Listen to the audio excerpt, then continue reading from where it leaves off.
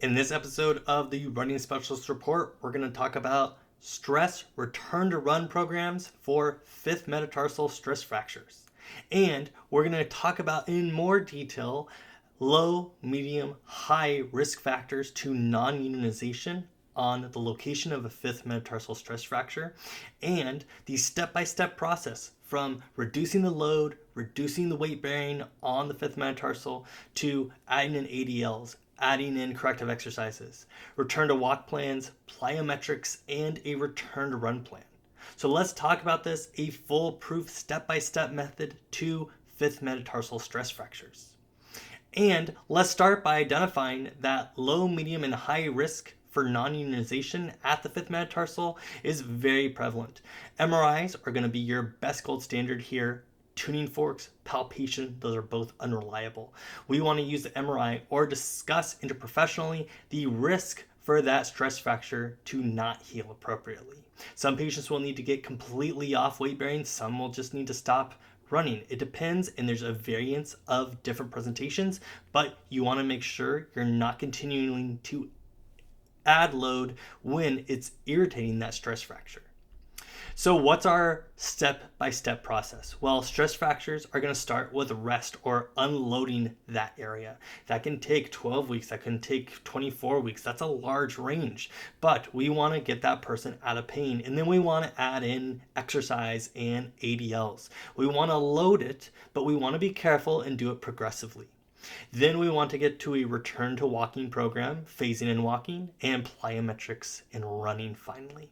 That's our step-by-step process. Let's dive in with what it looks like at each step of the way. And as we dive into this week-by-week process, I want to start by saying that we want to get our pain level down first. We want to let it recover, let it rest. So that's our first priority.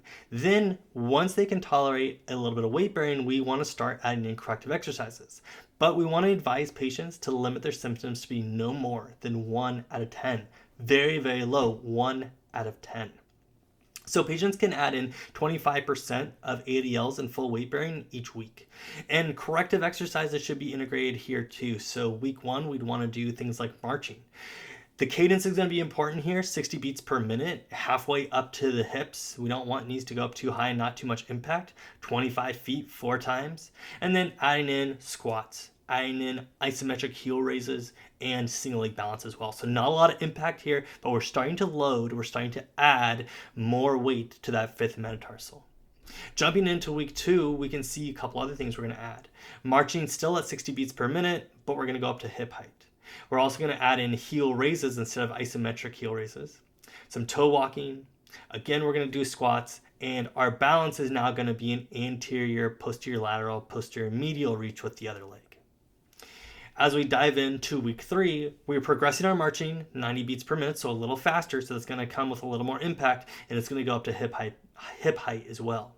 Single leg heel raises, which are known to be an irritant for fifth metatarsal stress fractures, we want to start to add that in. Again, not going over a 1 out of 10. Toe walking, squats, single leg balance with anterior, posterior lateral, posterior medial reach. Week 4, we get into marching at 110 beats per minute up to hip height. Single leg heel raises are the same, toe walking is the same, squats are the same, and single leg balance with anterior, posterior lateral, posterior medial reach are all the same. But week 5 does change it up a little bit. We get into marching at 120 beats per minute now up to hip height, and we're going to do single leg heel raises with weight, farmer carries with weight, single leg squats, and we're going to keep our single leg balance with anterior, posterior lateral, posterior medial reach the same. Now, along that process, we want to talk about adding in a return to walking program. Some patients can do that during this process. Other patients need a little bit more time. Sometimes we advise patients to go every other day with the walking, corrective exercises, but some patients can tolerate it all at the same time. It just depends. So for these folks, we want to give them a very concentrated 6-week incremental return to walk program. And along this process, we're going to be talking about total walking time, distance, and or steps. So I gave you here expectations for patients to be able to track whether they're doing steps, distance, or time. With week 1, we want to start with 5 minutes and then add another 5 minutes every single week up to week 6, which is going to be 30 minutes. At week 6, you can see that's going to be 2 miles of continuous walking and 4,000 steps. And I want to make a note here that this is walking at 15 minutes per mile, or at a pace that would regularly come into contact with someone walking at a normal, relaxed pace. So again, not strenuous, not fast. Now, through this process, we then want to look at progressively loading. We want to add things that the patient can do more. Once they're able to keep that 1 out of 10 pain level and complete a week of ADLs, strength exercises, and 30 minutes of continuous walking, they're eligible for plyometrics and a return to run program. But let's talk about plyometrics first, because we want to start with low impact and duration drills, and then we want to gradually work up. Now, Goodson et al. In 2022 identified a really good useful tier system to be able to identify low, middle, higher tier, and then the highest tier, so 4 tiers of impacts with running drills. Let's go over what we want to do with these patients at each phase of those drills. So for tier 1, we want to look at things like a mini squat jump, which isn't necessarily a running drill, but it is starting to introduce some plyometrics. We can also talk about things like a line shuffle. We can also talk about stair switches, ladder icky shuffles. So those are all things we want to consider at tier 1, maybe 2 to 3 sets, and we're talking about maybe 25 feet, maybe somewhere in there, a little more, a little less, depending on what the patient can tolerate. Maybe we're only having them do that once, twice a week, just to start, to slowly put it in. Then we get to our tier 2 drills. We're going to add a little bit more pace. So this is when we start to add a little more speed. First, we want to start slow, then add a faster pace. So we could do things like a stair shuffle, we could do ladder jumps back and forth, and we could talk about skipping upstairs as well. So those are some tier 2 exercises and drills we could do.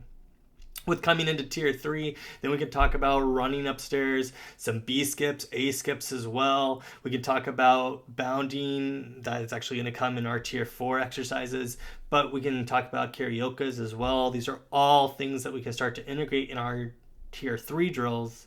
And then lastly, tier 4, which is going to be an easy run, maybe a fast uphill run. And then things like fast butt kickers, bounding, which is very high on the impact level, and single leg ladder jumps forward are going to be our highest impact. So again, we want to think about how we're loading these patients, monitoring them for that 1 out of 10 pain max. And we also want to make sure we're focusing on the running duration and the intensity and the speed when we're talking about drills, and eventually talking about a return to run program. So a return to run program is first going to utilize our stage or level 1 is going to be that we're just going to walk 30 minutes. Well, we know we can do that. We've added in some plyometric drills. Now we want to talk about increasing duration first. So we can see walking 9 minutes and jogging 1 minute with 3 repetitions. And then we get down all the way to walking 2 minutes and jogging 8 minutes. Well, then after we get that duration down, we can then start talking about let's add more intensity. So 60% of normal pace going towards 70 and 80 and 90 and all the way towards full pace of intensity. And then lastly, we make more consecutive days more often. So we run more days consecutively if that's a goal for the patient. We can start by running 2 days in a row with a rest, and then we can up that to 3 days in a row, and it goes on and on and on until they're running as much as they want to be running. That's a good return to run and a return to activity levels for 5th metatarsal stress fractures. The key point here is we do not want pain levels to get too high, out of control. That can delay recovery and ultimately cause unnecessary surgery or intervention the patient doesn't need.